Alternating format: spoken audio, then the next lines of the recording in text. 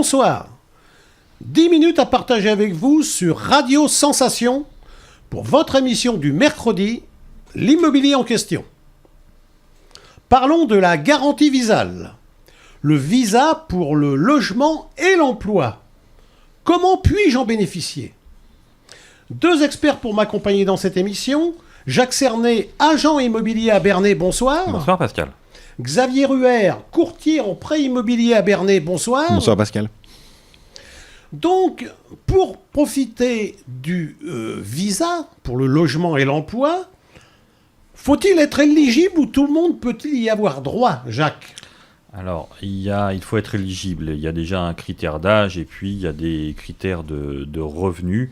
En fait, la caution Visale a été créée pour les gens qui n'ont pas peu de moyens, mais qui n'ont pas forcément accès facilement à une caution, et c'est pour leur permettre de se loger plus facilement. Donc notamment, le locataire doit avoir entre 18 et 30 ans, après quelle que soit sa situation professionnelle. Et puis, on doit avoir également des critères de revenus, de loyer, et c'est pour couvrir des loyers qui sont compris entre 1 300 et 1 500 euros maximum. Est-ce que dans le neuf, Xavier, prenons le cas d'un investissement dans le neuf, le propriétaire décide de louer cette maison neuve, est-ce que ça peut profiter du dispositif Visale ? Il n'y a pas d'objection spéciale sur le neuf ou sur l'ancien par rapport au Visale. La vraie limitation, ça va être s'il souhaite louer à quelqu'un de sa famille. Là, évidemment, ça ne fonctionnera pas. On ne peut pas louer à quelqu'un de sa famille. Pas avec cette garantie-là. Pas avec la garantie Visale. Il en existe d'autres des garanties comme le dispositif Visale ou pas ? Alors en garantie, vous avez donc dans l'émission précédente dont on a parlé, une personne physique qui se porte caution.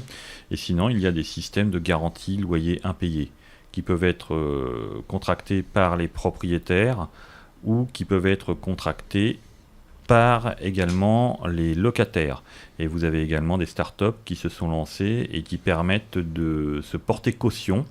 Visale est un dispositif du gouvernement, mais vous avez des startups qui se portent caution pour vous et qui garantissent également certains loyers impayés aux propriétaires et des travaux qui peuvent être effectués à la sortie. Ça veut dire qu'en fait, quelqu'un qui est propriétaire, loue son appartement ou sa maison, il prend une assurance et en cas d'impayé, en cas de défaillance du locataire, il perçoit quand même ses loyers. C'est à durée limitée ou pas ? Alors, si on prend la garantie loyer impayé, c'est pendant toute la durée du bail. Maintenant, encore une fois, ce n'est pas au premier mois de défaillance qu'on va toucher son loyer parce qu'il y a une législation à respecter. Quand vous êtes dit mauvais payeur, on ne peut commencer à faire les recouvrements qu'au bout de 3 relances, c'est-à-dire au bout du 3e mois. Est-ce que le logement peut être un logement secondaire pour profiter de ce dispositif, Xavier ? Non, il faut que ça soit la résidence principale, tout simplement, sauf si on est dans le cadre d'un bail mobilité. Ça peut être loué meublé aussi ou pas ? Meublé ou vide, peu importe. Les deux, ça pose pas de problème. Les deux fonctionnent. Parce qu'en fait, on est dans un cas très précis, le cas des étudiants par exemple. C'est ça. Même une résidence universitaire, un logement dans une résidence universitaire peut être couvert par le Visale. Le cas des étudiants, le cas de la personne qui est mutée à X kilomètres de son lieu de résidence actuel.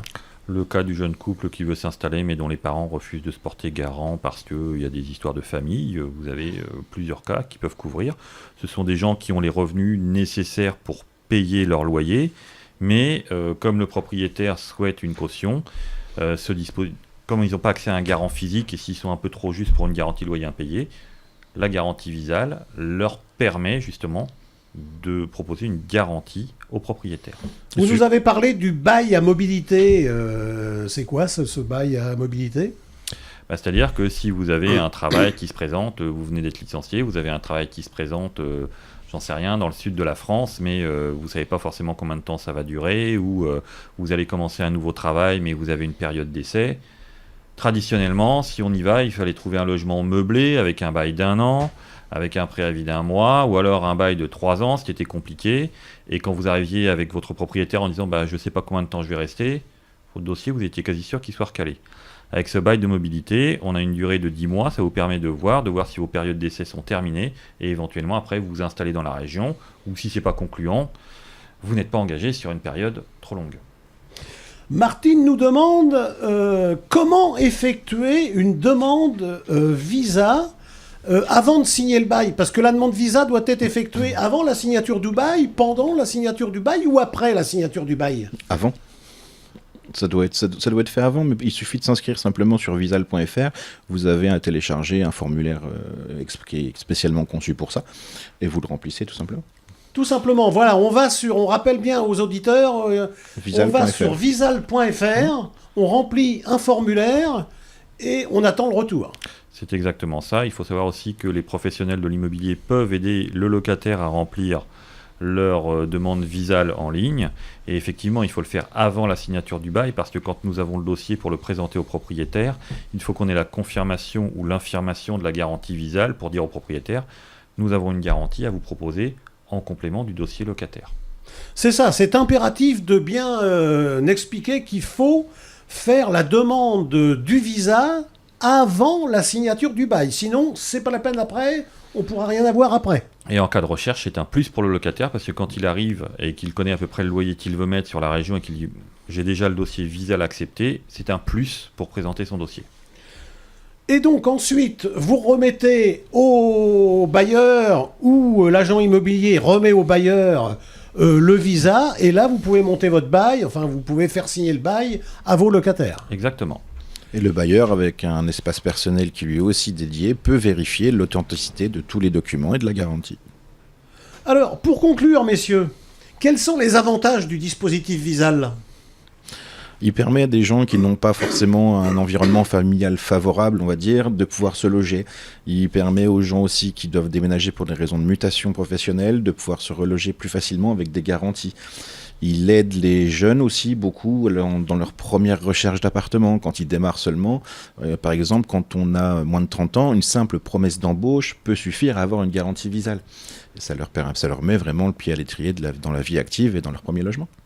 Est-ce qu'il existe, Jacques, des locataires qui viennent vous voir pour une location et qui vous disent « écoutez, personne de ma famille, parce qu'en règle générale, ça se passe en famille, veut se porter caution pour moi ». Ça existe ou pas ? Ça existe. J'ai eu le cas de locataires que j'ai fait rentrer grâce au dispositif Visal, d'ailleurs, il y a 15 jours. Ils sont arrivés il y a 1 mois nous disant que ça se passait mal et qu'ils n'allaient plus avoir de logement et qu'ils n'avaient pas de caution. Donc le premier réflexe que j'ai eu, c'est de leur indiquer d'aller sur le dispositif Visal. Et comme ils étaient éligibles, on a pu présenter leur dossier qui nous amenait les critères nécessaires pour la location, mais avec le garant, on a pu présenter le dossier au propriétaire bailleur, qui a été accepté. Alors, on a dit que ça rassurait, bien évidemment, ça fait plus que de le rassurer le locataire. Est-ce que ça rassure également le propriétaire ? Le propriétaire, moi, dans mon métier, on en finance des futurs propriétaires, justement, qui font de l'investissement locatif.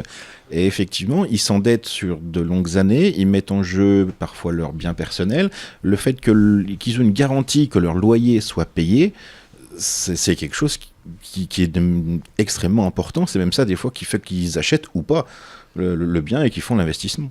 Et alors, en cas d'impayé, comment ça se passe alors avec le dispositif Visal ?